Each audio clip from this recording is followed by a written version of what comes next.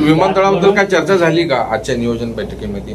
विमानतळाच्या night landing त्या night लँडिंगला धरून ते नई जिंदगी संघर्ष समिती स्थापन करण्यात आली. त्यांचं असं म्हणणं आहे की आता घरावर जर बुलडोझर चढवलं तर आम्ही संघर्ष करू सरकारच्या विरोधामध्ये. 1500 ती घरं जी आहेत अतिक्रमित, ते 5000 घरं, तर ते संघर्ष समिती स्थापन करून लढा देणार असं त्यांचं 107 एकरवरती अतिक्रमण आहे असं.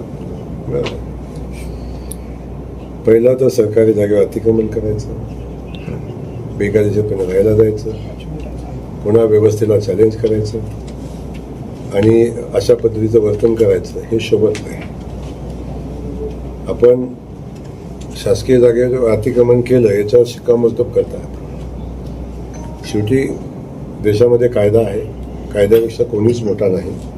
नवी जिंदगीवाला नाही, जुन्या जिंदगीवालाही नाही. तेव्हा कुठल्याही जिंदगीवाला देशाच्या कायद्यापेक्षा मोठा नाही. तेव्हा कायद्याची अंमलबजावणी करत असताना कुणी आडवा आला तरी सुद्धा कायद्याची अंमलबजावणी होईल आणि जे कायदेशीर आहे ते काम. आज काय चर्चा झाली बैठकीमध्ये? विमानतळाबद्दल काय चर्चा झाली का आजच्या नियोजन बैठकीमध्ये?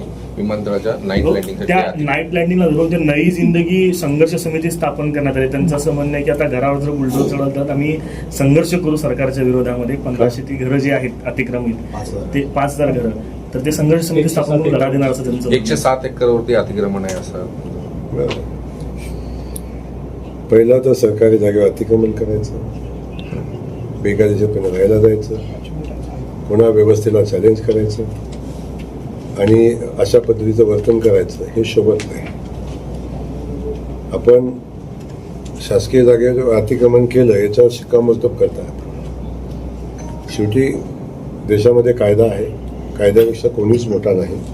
नवी जिंदगीवाला नाही, जुन्या जिंदगीवालाही नाही. तेव्हा कुठल्याही जिंदगीवाला देशाच्या कायद्यापेक्षा मोठा नाही.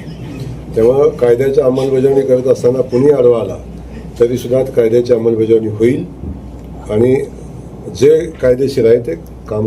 आज काय चर्चा झाली बैठकीमध्ये?